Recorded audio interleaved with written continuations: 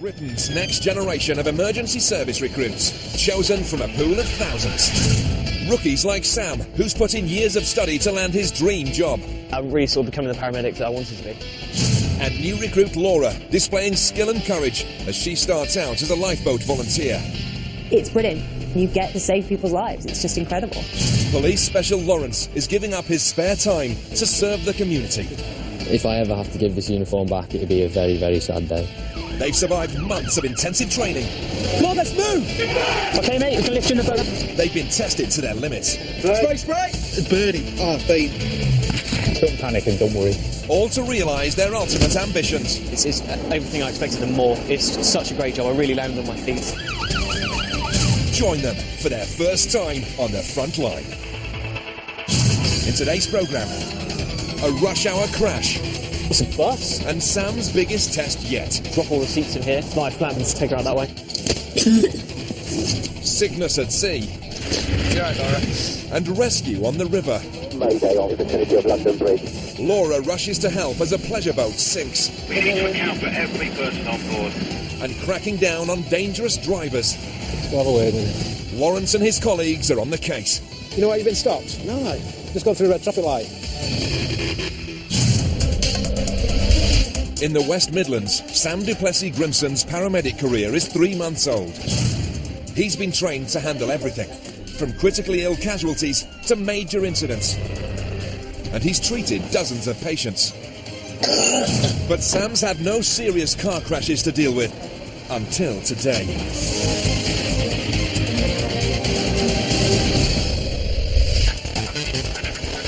It's just after 9 a.m. in Birmingham, and Sam's on duty with colleague Ben Hart.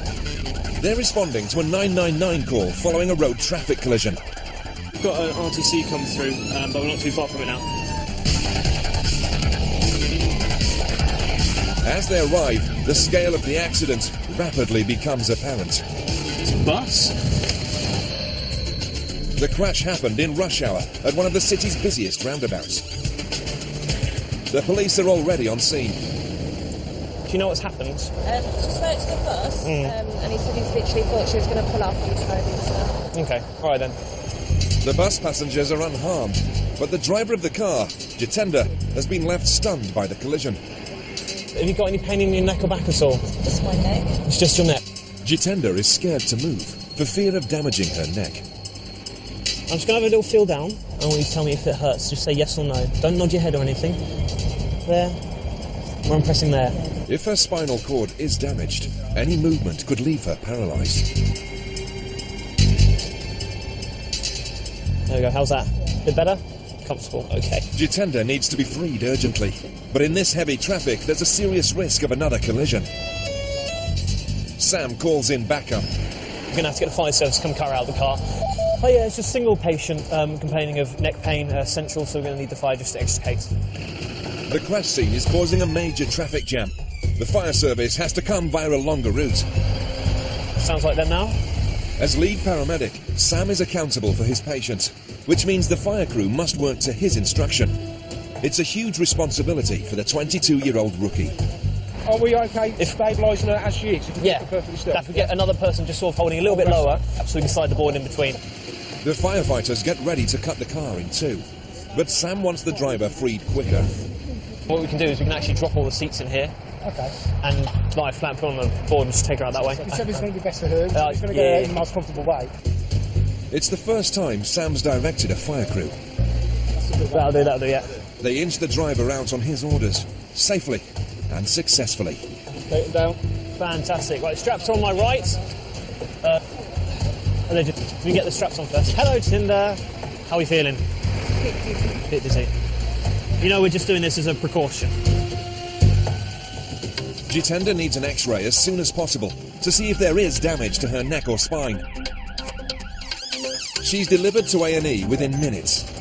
Sam responded well to his first RTC. When we got there, it was quite a dramatic scene. Sort of, there was loads of cars going around and broken glass and everything everywhere. Got the fire service out to give us a hand with that, and I've not had that before. That'll do, yeah. You have to be adaptable to be able to make the decision and stick with it. So yeah, really good.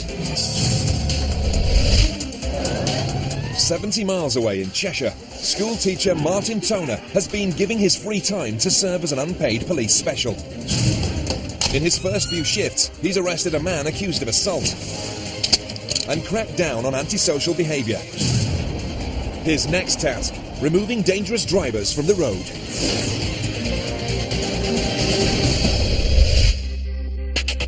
Today, Martin and his constable tutor Tim Williams are taking part in Operation Contender, a Cheshire Police campaign targeting reckless drivers at accident black spots. On this road there's been 22 fatalities, I think we've said in briefing this morning, so yeah, it's very, very dangerous. 200,000 people are killed or injured on Britain's roads every year. Today, when a speeding motorist is spotted, it's Martin's job to stop the vehicle. And it doesn't take long before he's called into action. In a 30-mile-an-hour zone, we've got him at 39 miles an hour. Is this your vehicle? No, it's my wife's. It's your wife's vehicle. You're an insured driver on this, are you? So, brilliant stuff. But speeding motorists are just one type of menace on our roads. Operation Contender also aims to stamp out another. We've got a plane spotter car further up the road. They will be there looking at the drivers as they go past, making sure they're not on mobile phones. The spotters soon see a driver on his phone at the wheel and radio their colleagues to stop him.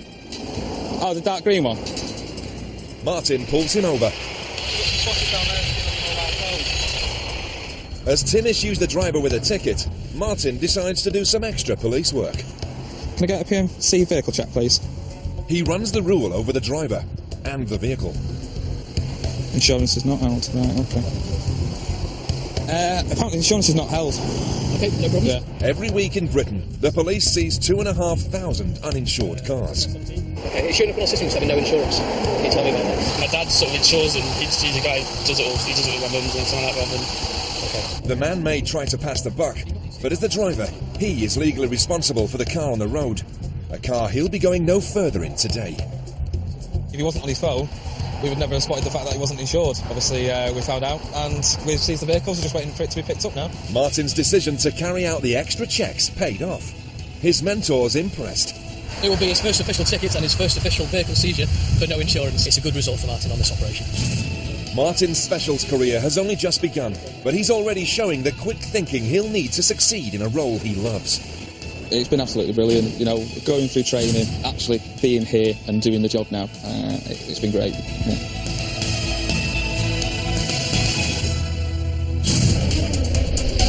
The RNLI responds to emergencies all around the country's coastline and major inland waters, rescuing 8,000 people every year. Okay, one time. The charity's highly trained volunteers put their own lives on the line to save others. How's everybody, right? Good. One of their newest recruits, Laura Bland. 32-year-old Laura's day job is extremely demanding. I'm an A&E doctor. I'm training at West Middlesex Hospital, having done acute care, anaesthetics and intensive care. And now back in A&E where my heart lies and enjoying every minute. Laura's heart also lies with the RNLI. She regularly volunteers for her local lifeboat crew. It's brilliant, and you get to save people's lives. It's just incredible. And Laura's about to receive further training on how to do just that at the RNLI's state-of-the-art college in Poole, Dorset. You guys will enter the water, vent your suits, we'll make our way on board. Crew numbers 1, 2, 3. New lifeboat recruits from all over the country are on an intensive week-long course. They've already learned how to rescue a man overboard, how to use maritime equipment, Give it a little bit of a shake to get it going, and how to survive a capsize.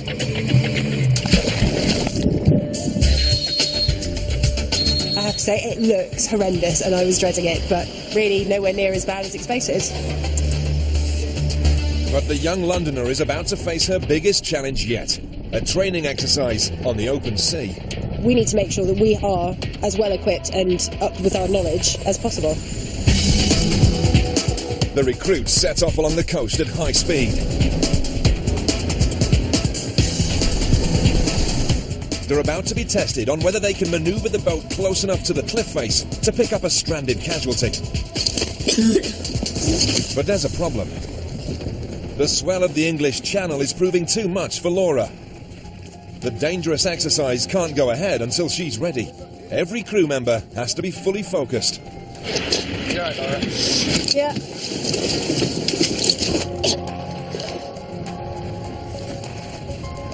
Laura soon realises she must ignore her seasickness and get to work. That's it, right. Crack on. Her role is to check for rocks beneath the surface as they carefully inch towards the jagged cliff face. There's no room for error.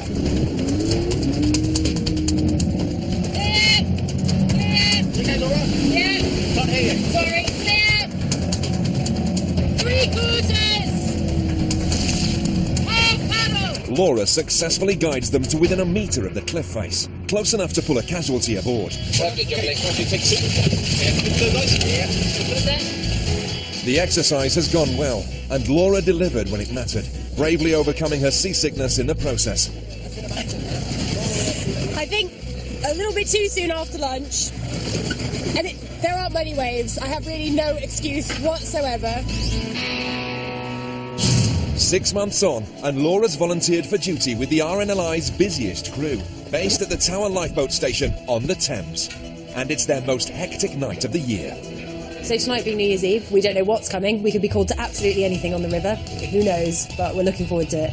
Laura's been joined by a special crewmate, her partner of 18 months, Paul Savage. I must just be a complete and utter sado, because the concept of New Year's Eve on the Thames, doing lifeboat work with my fiancée, I couldn't think it'd be better. The couple are devoted to the RNLI, as well as to each other. Paul even proposed to Laura in a dry suit and life jacket, while on shift 3 months earlier. It's just happened. It's finally. Now they're spending their first New Year's Eve as an engaged couple on joint duty. Every December 31st, more than 250,000 revellers line the banks of the Thames. Another 12,000 join the celebrations in boats on the river. Good evening, your lordships and ladyships. The RNLI work alongside the River Police and Coast Guard throughout the night. London Coast Guard, London Coast Guard. They're heading inbound above Westminster Bridge. Okay. The evening is going without incident until suddenly everything changes. Mayday on 14 in the vicinity of London Bridge. A mayday is the highest level of distress. It means lives are in danger. Someone's called in a mayday. I can't get The crew race to the scene. A pleasure boat is sinking. Passengers have been pulled aboard another vessel. But there's panic and confusion. We need to account for every person on board. Some of those rescued have been drinking, and establishing the facts is difficult. Other passengers may still be trapped inside the sinking vessel. Can you confirm all people are off that vessel? The skipper on the boat has said everyone's got off, yet a number of 10 has come up, and we're just trying to confirm everything. 7 people have been rescued. If 10 were on board, that means 3 are missing, and the situation suddenly becomes critical. Straight away, Laura thoroughly checks the cabin of the sinking vessel. If anyone is trapped inside, this is the last chance to get them out.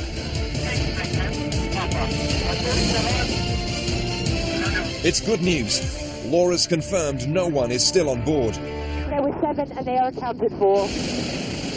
With everyone definitely safe, the crew can return to base.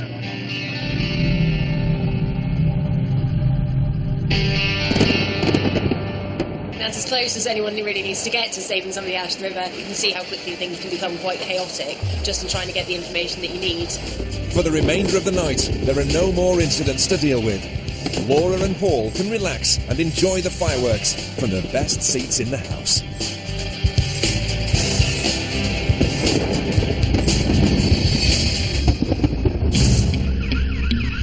In Birmingham, Sam's on a new shift with ambulance technician Tom Cheel.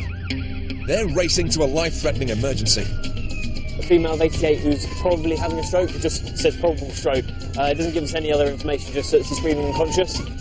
The longer stroke patients are left untreated, the greater the risk of damage to the brain. Every minute counts. We're just making sure that we get there, quickly enough that we're able to actually get the patient into hospital if they are having a stroke. Hello. Hello. Anything to hear? Hello, sir. The patient is called Jeet. Her son Jay found her collapsed in her front room, unable to speak. What time did you find her on the floor, sir? About 11:15. Sam must diagnose if Jeet has suffered a stroke. Can you squeeze my hand for me? Squeeze both hands. Jeet's She's not suffered from anything like this before. Jeet's weak grip confirms Sam's fears. She has had a stroke within the last 2.5 hours now, so she is still sort of in the window for thrombolysis. Thrombolysis involves the delivery of a clot-busting drug that dissolves a blood hemorrhage in the brain. But it's only effective if given within 4 hours of the stroke. All right, mate, okay. They need to get Jeet to a specialist unit immediately. Even though he's only a novice, Sam's staying cool under pressure. Nice and calm. Less haste, more speed. Right, when you are, mate. Sam ensures Jay realises the seriousness of the situation. She is having a stroke. We're going to get there as quickly as we can, and hopefully go from there.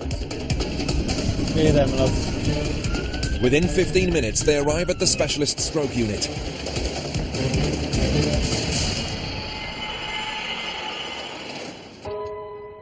The paramedics did all they could for their desperately ill patient, but just a short time later, Jeet passed away. In reality, a large part of our job is unfortunately dealing with bereavement. It has to be something you do on your own. You have to find your own coping mechanism. As long as I feel that I was able to provide the best level of care and the most comfortable sort of environment, then I'm happy. And you do just sort of have to take it on board and move on from that, because it is the nature of the job at the end of the day.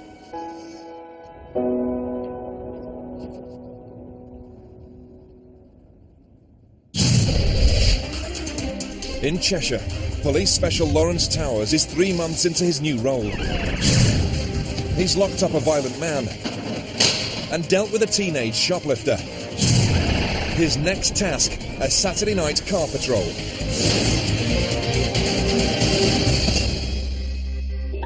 Tonight, Lawrence is on shift with experienced PC Phil Reeves. Jump in and we'll get going. Soon after heading out, the automatic number plate recognition system flashes an alert. There's a suspect vehicle up ahead. After doing a check on it, it come back as having no MOT, no tax. Pretty much ticked all the boxes for a car that needed to be stopped. The driver disappears down a side street, so Phil puts his foot down. She's not gone this way. She's gone down here, so let's not call this off. Phil calls for backup. We lost it at the garage. I had to do a U-turn at the garage. We lost it there. Luckily, another patrol has spotted the same vehicle nearby. The sergeant in the unmarked Beamer has just pulled it over. It's Lawrence's first vehicle stop, a chance to learn how to deal with a potential road traffic offender. Don't check the tax on the car at the front there. Matching the reg of the car, isn't it? Yeah. And it's valid until Beijing. Checks reveal that the car was taxed and MOT'd just hours earlier, which explains why it wasn't on the police national computer. But the situation still presents an opportunity for Phil to teach Lawrence a new skill. We're going to breathalyse you, and you have to provide a sample of breath for analysis. Your breath alcohol levels above 35, you'll be arrested. All right? So, big deep breath. Failing a breath test could result in a 12-month driving ban, a £5,000 fine, or even a 6-month jail sentence. So wait, let's go and analyse that now. Sample taken. After a matter of seconds, the result comes through. Okay, and it's 0. Okay? The driver's free to go, and the officers return to their patrol. Let's go. Bang on. But the night doesn't get any quieter. Within minutes, Lawrence spots a driver committing a dangerous offence. This taxi's just gone through a red light blatantly with a marked police car behind him. Let's go have a word with him. When he jumps the red light, the driver's taxi van almost hits a car. Oh, sir, step out of the vehicle. Go to the other side of the vehicle. Do you know why you've been stopped? No, mate. Just gone through a red traffic light. The green. It was red, which is why that other car cut across your path, because they were on green. You're a professional driver. You need to start spending a bit more time watching what you're doing. Lawrence is about to book his first driver. Just caution him. Yep. Yeah. Point out the offence that you've witnessed. Yep. All right. And ask him if he would like to make a reply to that offence. And if he makes a reply, note that reply and ask him to sign that reply. All right. Okay. As a rookie, Lawrence is continually assessed. He needs to get it right. You'll be reported for consideration of the question of prosecuting you for the offence of contravening a red light. Have a good evening. The motorist will have to attend a driver awareness course or face points on his licence. Lawrence played his role perfectly. His mentor likes what he's seen. Happy days. He's keen, he's forward, but he's brilliant. I'm really impressed with him, and I think he'll go places, I really do. Lawrence is finding volunteer policing even more rewarding than he expected. Definitely plan on going out as much as I possibly can, developing, getting new skills, getting new experiences. I think if I ever have to give this uniform back, it would be a very, very sad day.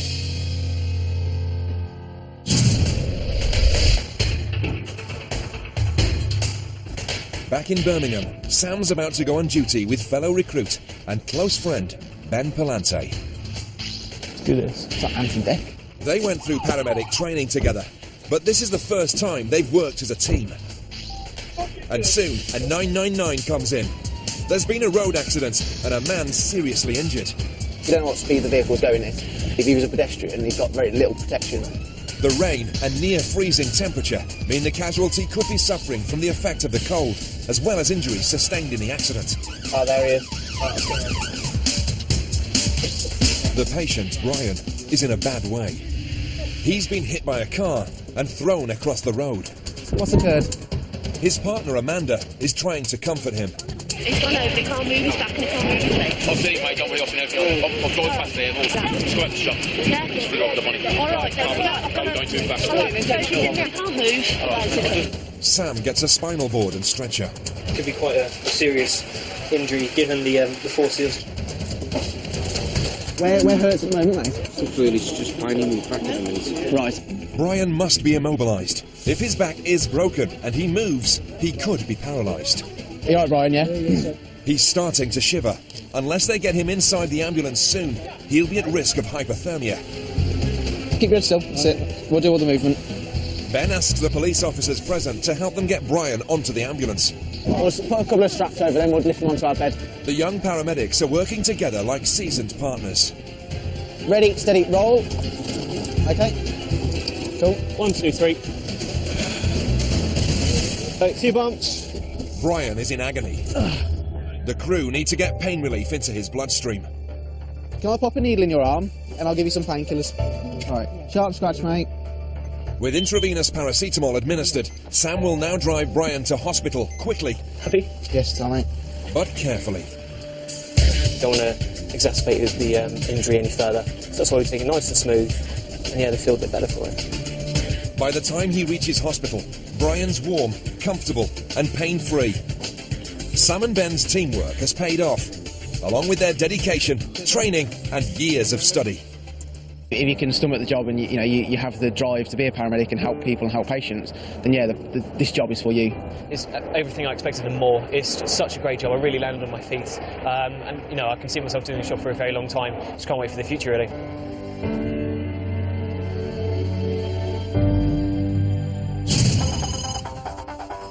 Jitenda, the woman whose car was hit by a bus, was diagnosed with concussion. Fortunately, there's no long-term damage to her spine.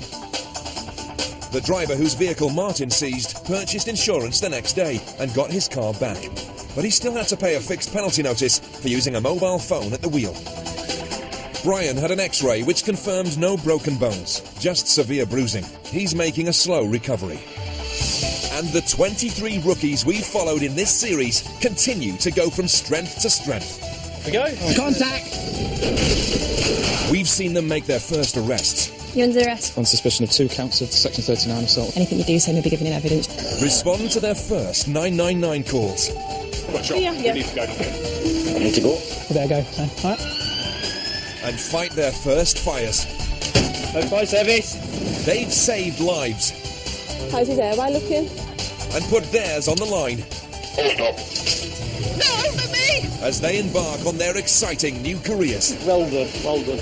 They may have moved on, but they'll always remember their first time on the front line. End of the shift. Game over.